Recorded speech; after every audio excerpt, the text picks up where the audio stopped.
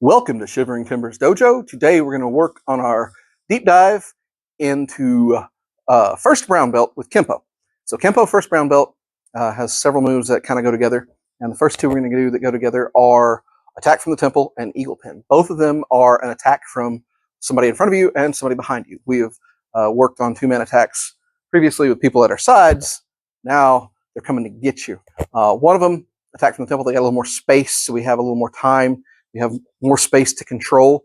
And then eagle pin, we don't have as much space or time to control, so it has to be a little faster, a little quicker. But the trade-off there is, though we have less time to attack, it's a faster attack. Just bam, bam, and you're done. 2 good solid hits. So we're going to start with attack from the temple, where there's people coming at you and you have a lot of space to control. Attack from the temple. So this is a 2-person attack. 1 person from the front, 1 person from behind. We got a little space between them. So the first one comes up to punch, hit, turn around, they come up to grab, and I kick and knock them back. All right, other side. Again, hit here, come in, and kick, and down. All right, let's talk about what we're doing and why this is working. Okay, so the idea is the first person is coming to punch you. They're going to get the hit while you reel. Say, I didn't do anything. She punched me. Ugh. And then this guy from behind is grabbing me up. Oh, and now they have the classic, move from here. Now we've done an attack from forward and back previously in the Danzanu Jiu-Jitsu Fujin Goshin no Maki board, the women's self-defense board, where somebody grabs you from behind like that, and somebody from the front is trying to grab you. But now we're in Kenpo, we're worried about a punch. And really what you want to do is stop them before they get to the grab. So that's ultimately what I'm working on right here. All right, so as she steps in to punch me, it's an inward block, but if you're going to move into somebody, get your hands up, just in case. What if you miss the block? Good. So rising elbow, just like that. It's pretty straightforward. You've come in, you've blocked, you hit here. As you turn to look and see the other guy, give them a parting shot. Come in. If their arms are up, this is a wonderful opportunity for a roundhouse kick or knee to the ribs. What if their hands aren't up enough? So this time, oh, you're coming to this side, okay. Hit here. If his hands aren't up enough, you can roundhouse kick to the thigh. You can roundhouse kick right down there. Kick him in the legs. Leg shots are viable. You could kick him in the head. I am no longer flexible enough to kick somebody on the move in the head and keep my balance and worry about 2 people at once. I have never been really great at all the high kicks. And when you do a self-defense situation, doing a high kick is a liability. So I'm going to focus my shots low, just because ultimately I got 2 people here. So when she's coming in to fight me, I want to hit this and stop it and come in and stop that right there. And then I'm here. And that is where the move stops. Where do you stop?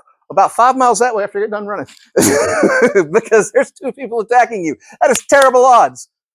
Maybe you can take them. If you can, great. But if you have a chance to hit them and get away from them, that's what you should be doing. And that's ultimately what I want to do. Ultimately, I'm going to hit this person. Hit them there. Now, again, we say this is roundhouse kick. Kenpo is predicated on the idea that it's a framework. What if I were to hit here because I forgot to do the inward block? Could I still step in and hit here and maybe hit here while I'm waiting for them and then come with some other kick? You absolutely can. There's no stopping you from doing something different. The idea is to get you used to attacking somebody from the front and somebody from the back. And these are very simple, easy, straightforward moves you're doing. So why not do that? So again, as she comes in, boom, that's one move. Right to here. Again, where am I going to kick? Well, I've got a space right here. I can do a 45-degree kick. I always tell people, you can do one 45-degree kick in a fight. And then it starts dropping elbows on that shin.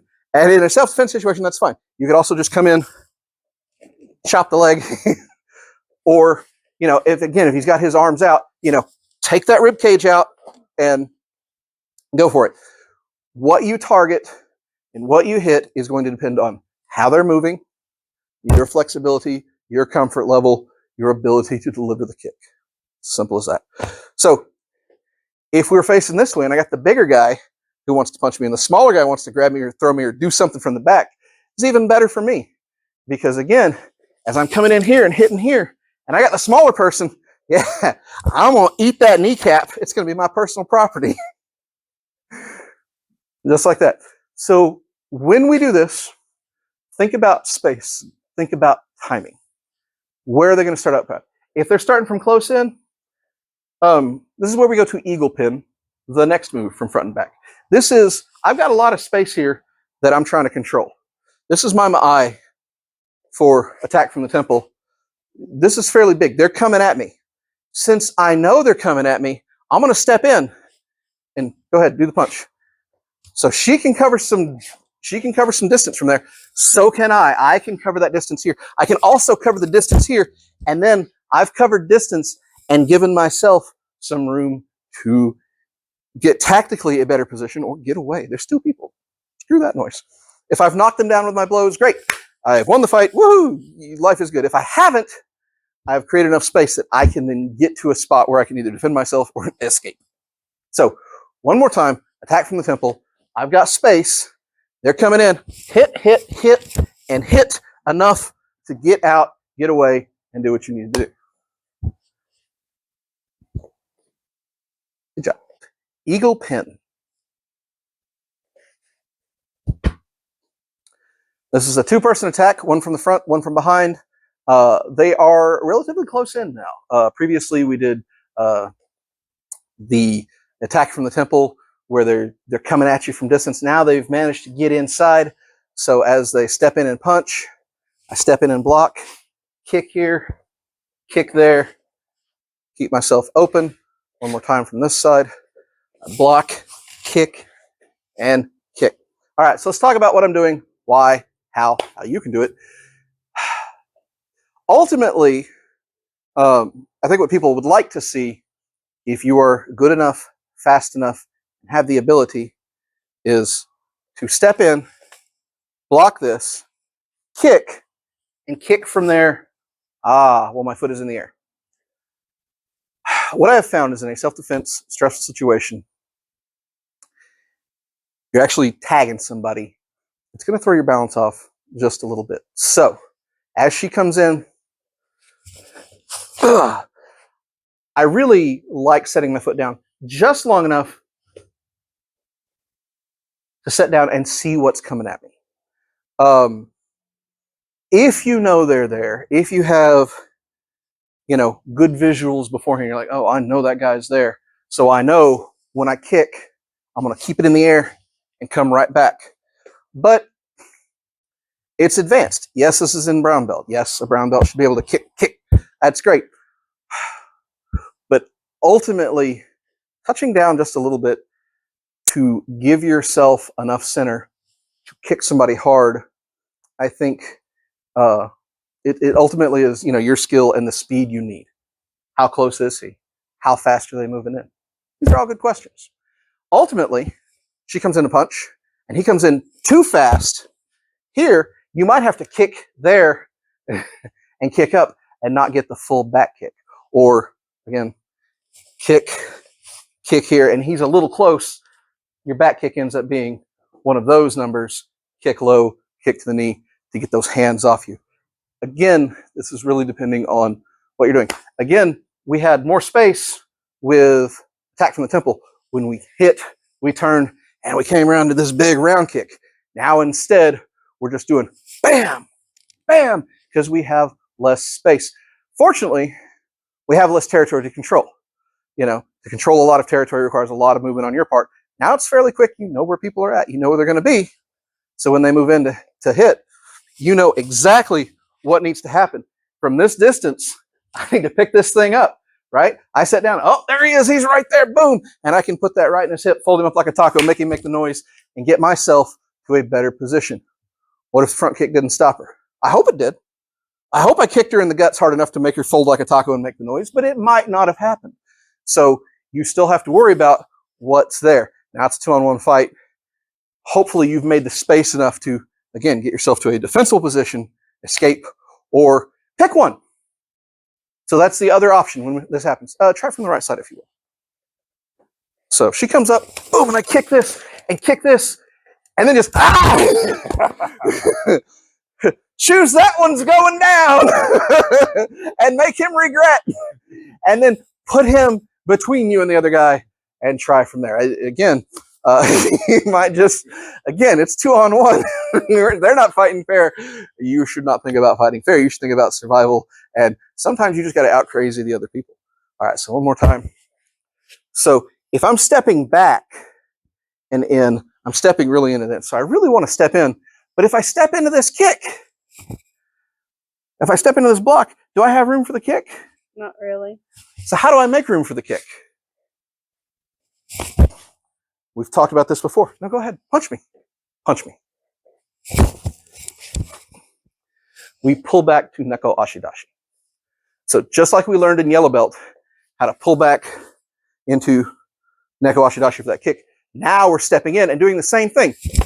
Boom! Right there. And then, aha, boom, I've got the setup. And I'm gonna get him, guys. But now I can worry about fighting one because maybe I made him fold up like a taco. Hopefully you were getting one thing. So again, when you step in, worry about this to make your, because from here, you can't really front kick.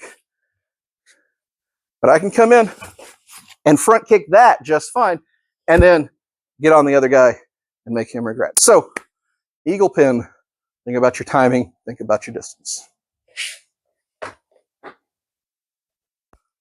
So that was Kenpo1st Brown Belt.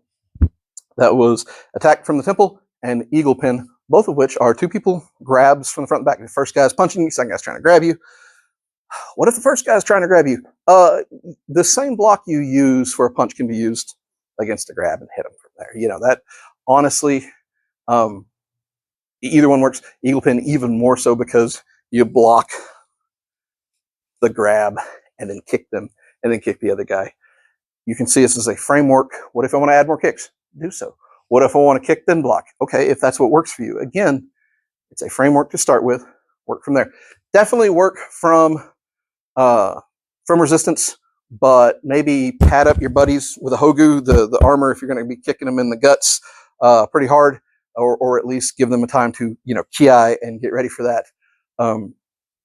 But work from different speeds and different distances as you add resistance, and you're going to see how fast you need to kick.